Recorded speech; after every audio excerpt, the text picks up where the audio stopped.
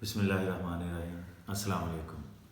ਅੱਜ 23 ਮਾਰਚ ਤੇ करारदाद ਦੇ ਲਾਹੌਰ ਮਨਜ਼ੂਰ ਹੋਈ ਸੀ 1940 'ਚ ਤੇ ਜਿਹਨੂੰ ਜਿਹੜਾ ਹਿੰਦੂ ਅਖਬਾਰਾਤ ਨੇ ਮਜ਼ਾਕ ਨਾਲ ਕਿਹਾ ਸੀ ਕਿ ਇਹ करारदाद ਪਾਕਿਸਤਾਨ ਹੈ ਤੇ ਉਹ ਫਿਰ ਪਾਕਿਸਤਾਨ ਹੀ ਬਣ ਗਿਆ, करारदाद ਪਾਕਿਸਤਾਨ ਬਣ ਗਈ। ਹੁਣ 23 ਮਾਰਚ ਨੂੰ ਜਿਹੜਾ ਪਾਕਿਸਤਾਨੀ ਫੌਜ ਇਸਲਾਮਾਬਾਦ ਦੇ ਵਿੱਚ ਪਰੇਡ ਕਰਦੀ ਹੈ ਜਿਹਦੇ ਵਿੱਚ ਆਪਣੀ ਤਾਕਤ ਦਾ ਮੁਜ਼ਾਹਰਾ ਕੀਤਾ ਜਾਂਦਾ ਹੈ। ਤੇ ਜਿਹੜੀ ਇੱਕ ਹੈ ਪਾਕਿਸਤਾਨੀ ਫੌਜ ਜਿਹੜੀ ਮੁਸਲਮਾਨਾਂ ਦੀ ਫੌਜ ਹੈ, ਇੱਕ ਦਜਾਲ ਦੀ ਫੌਜ। ਜਿਹੜੇ ਇੰਗਲਿਸ਼ ਮੀਡੀਆ ਵਾਲੇ ਨੇ, ਇੰਗਲਿਸ਼ ਯੂਨੀਵਰਸਿਟੀਆਂ ਤੋਂ ਪੜ੍ਹੇ ਨੇ, ਪ੍ਰਾਈਵੇਟ ਯੂਨੀਵਰਸਿਟੀਆਂ ਤੋਂ ਲਿਬਰਲ ਮਾਫੀਆ ਜਿਹੜਾ ਪੜ੍ਹਿਆ ਇਹ ਵੀ ਦਜਾਲ ਦੀ ਫੌਜ। ਇਹ ਆਉਂਦੇ ਨੇ ਜੀ ਇਹ ਫਜ਼ੂਲ ਖਰਚੀ ਕਰ ਰਹੇ ਨੇ, ਇਹਨਾਂ ਨੂੰ ਤਾਕਤ ਦਾ ਮੁਜ਼ਾਹਰਾ ਨਹੀਂ ਕਰਨਾ ਚਾਹੀਦਾ।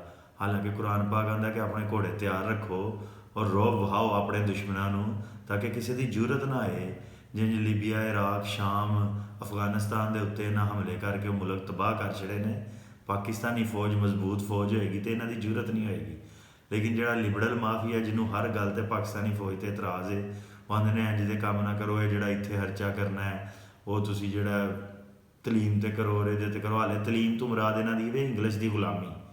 ਜੇ ਤਾਂ ਤਲੀਮ ਤੁਸੀਂ ਮਾਂ ਬੋਲੀ 'ਚ ਦਿਓ ਤਾਂ ਤਲੀਮ ਉਂਝ ਹੀ ਸਸਤੀ ਹੋਈ ਹੈ ਅਤੇ ਫਿਰ ਤਾਂ ਸਾਨੂੰ ਐਡਾ ਤਲੀਮ 'ਤੇ ਖਰਚੇ ਦੀ ਲੋੜ ਹੀ ਨਾ ਪਵੇ।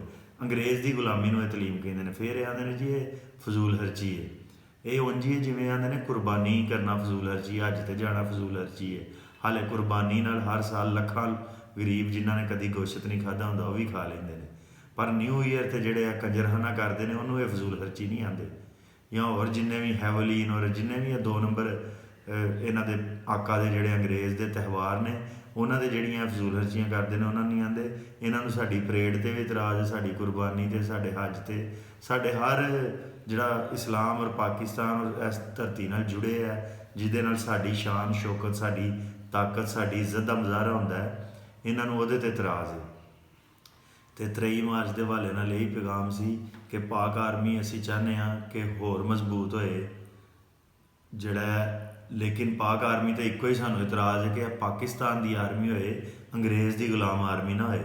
ਜੇ ਸਾਡੇ ਜਰਨਲ ਵੀ, ਸਾਡੇ ਜੱਜ ਵੀ, ਸਾਡੇ ਬਿਊਰੋਕਰੇਟ ਵੀ ਅੱਜ ਵੀ ਅੰਗਰੇਜ਼ ਦੇ ਗੁਲਾਮ ਨੇ ਤਾਂ ਫਿਰ ਪਾਕਿਸਤਾਨ ਦਾ ਭਲਾ ਨਹੀਂ ਹੋਣਾ। ਇਹ ਸਾਡੀ ਆਰਮੀ ਨੂੰ ਵੀ, ਇਹ ਸਾਡੀ ਫੌਜ ਨੂੰ ਵੀ ਇਹ ਚਾਹੀਦਾ, ਸਾਡੀ ਬਿਊਰੋਕਰੇਸੀ ਨੂੰ, ਸਾਡੇ ਜੱਜਾਂ ਨੂੰ, ਸਾਡੇ ਸਿਆਸਤਦਾਨਾਂ ਨੂੰ, ਸਭ ਨੂੰ ਇਹ ਚਾਹੀਦਾ ਕਿ 70 ਸਾਲ ਹੋ ਗਏ ਨੇ ਅੰਗਰੇਜ਼ ਦੀ ਗੁਲਾਮੀ ਛੱਡ ਦਿਓ। ਅਸੀਂ 23 ਕਰੋੜ ਲੋਕ ਹਾਂ, ਸਾਨੂੰ ਤੁਸੀਂ ਆਪਣਾ ਸਮਝੋ, ਸਾਡੀ ਤਰਬੀਅਤ ਕਰੋ, ਸਾਡੀ ਜ਼ੁਬਾਨ ਦੇ ਵਿੱਚ ਸਾਨੂੰ ਤੁਸੀਂ ਹੁਨਰ ਸਿਖਾਓ, ਹੁਨਰਮੰਦੀ ਸਿਖਾਓ। ਸਾਨੂੰ ਇਹ ਨਾ ਸਿਖਾਓ ਕਿ 23 ਸਾਲ 22 ਸਾਲ ਅਸੀਂ MSc ਕਰਨੇ ਆ, MA ਕਰਨੇ ਆ, ਫਿਰ ਸਾਨੂੰ ਤੁਸੀਂ 15,000 ਦੀ ਇੱਕ ਨੌਕਰੀ ਦਿੰਦੇ ਹੋ ਕਲਰਕੀ ਦੀ, ਜਿਹਦਾ ਸਾਡੀ ਤਲੀਮ ਨਾਲ ਕੋਈ ਤਲਕ ਨਹੀਂ ਹੁੰਦਾ। ਸਾਨੂੰ ਅੰਗਰੇਜ਼ ਦੀ ਗੁਲਾਮੀ ਦੇ ਪਿੱਛੇ ਤੁਸੀਂ ਲਾ ਕੇ 22 ਸਾਲ ਜਿਹੜੀ ਅਸੀਂ ਇੰਗਲਿਸ਼ ਐਜੂਕੇਸ਼ਨ ਹਾਸਲ ਕਰਨੇ ਉਹਦਾ ਸਾਨੂੰ ਟਕੇ ਦਾ ਫਾਇਦਾ ਨਹੀਂ ਹੁੰਦਾ। ਅਤੇ ਪਾਕਿਸਤਾਨ ਆਰਮੀ ਅਸੀਂ ਆਉਂਦੇ ਹਾਂ ਕਿ ਹੋਰ ਇਹਦੇ ਕੋਲ ਤਾਕਤ ਆਏ, ਇਹਨੂੰ ਅੱਲਾ ਹੋਰ ਦੁਨੀਆ ਦੀ ਸਭ ਤੋਂ ਤਾਕਤਵਰ ਫੌਜ ਬਣਾਏ ਔਰ ਮੁਸਲਮਾਨਾਂ ਦਾ ਫਖਰ ਬਣਾਏ। ਲੇਕਿਨ ਪਾਕਿਸਤਾਨ ਆਰਮੀ, ਮੈਂ ਨੈਸ਼ਨਲ ਡਿਫੈਂਸ ਯੂਨੀਵਰਸਿਟੀ 'ਚ ਵੀ ਪੜ੍ਹਿਆ ਵਾਂ, ਇਹਦਾ ਤਾਂ ਪਹਿਲਾਂ ਦੇ ਨਾਮ ਬਦਲ ਕੇ ਇਹਦਾ ਜਿਹੜਾ ਨਾ ਉਰਦੂ ਤਰਜਮਾ ਕਰੋ ਕਿ ਕੌਮੀ ਦਫਾ, ਜਾਮਿਆ ਕੌਮੀ ਦਫਾ, ਨੈਸ਼ਨਲ ਡਿਫੈਂਸ ਸਾਨੂੰ ਜ਼ਰੂਰਤ ਹੀ ਨਹੀਂ ਕਹਿਣ ਦੀ। ਅਤੇ ਫਿਰ ਜਿਹੜੇ ਉੱਥੇ ਸਾਡੇ ਫੌਜੀ ਭਰਾ ਪੜ੍ਹਦੇ ਹਨ ਉਹ ਵੀ ਅੰਗਰੇਜ਼ ਦੇ ਰੰਗ 'ਚ ਹੀ ਰੰਗੇ ਸਨ। ਅਤੇ ਉਹ ਅੰਗਰੇਜ਼ ਦੇ ਰੰਗ 'ਚੋਂ ਨਿਕਲੋ, ਅੱਲਾ ਦਾ ਰੰਗ ਸਭ ਕੁਰਾਨ ਪਾਕ ਕਹਿੰਦਾ ਅੱਲਾ ਦੇ ਰੰਗ 'ਚ ਰੰਗੇ ਜਾਓ। ਜਿਹੜਾ ਤਕਵੇ ਦਾ ਰੰਗ ਹੈ, ਜਿਹੜਾ ਪਾਕਿਸਤਾਨ ਆਰਮੀ ਦਾ ਜਿਹੜਾ ਇਹਨਾਂ ਦਾ ਮੋਟੋ ਹੈ ਈਮਾਨ, ਤਕਵਾ ਅਤੇ ਜਹਾਦ ਫੀ ਸਬੀਲਿਲ੍ਲਾਹ, ਉਹਦੇ 'ਤੇ ਅਸਲ ਆਓ। ਉਹਦੇ 'ਤੇ ਉਦੋਂ ਆਓਗੇ ਜਦੋਂ ਤੁਸੀਂ ਅੰਗਰੇਜ਼ ਦੀ ਗੁਲਾਮੀ 'ਚੋਂ ਨਿਕਲ ਜਾਓਗੇ। ਜਦੋਂ ਅਮਰੀਕੀ ਜਰਨਲ ਆਏਗਾ ਤਾਂ ਤੁਸੀਂ ਉਹਦੇ ਅੱਗੇ ਕੋਈ ਉਰਦੂ 'ਚ ਗੱਲ ਕਰੋਗੇ, ਤੁਸੀਂ ਉਹਦੇ ਅੱਗੇ ਅੰਗਰੇਜ਼ੀ 'ਚ ਗੱਲ ਨਾ ਕਰੋਗੇ।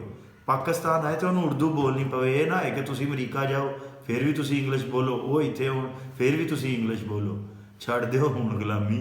ਅਤੇ 23 ਮਾਰਚ ਦਾ ਇਹੀ ਪੈਗਾਮ ਹੈ ਕਿ ਨਿਰੀ ਪਰੇਡ ਨਾ ਕਰੋ, ਸਿਰਫ ਇਹ ਹਥਿਆਰਾਂ ਦੀ ਨੁਮਾਇਸ਼ ਨਾ ਕਰੋ, ਆਪਣੀ ਜ਼ੁਬਾਨ, ਆਪਣੀ ਪਹਿਚਾਨ, ਉਹਦੇ 'ਤੇ ਵੀ ਫਖਰ ਕਰੋ, ਉਹਦੀ ਵੀ ਨੁਮਾਇਸ਼ ਕਰੋ।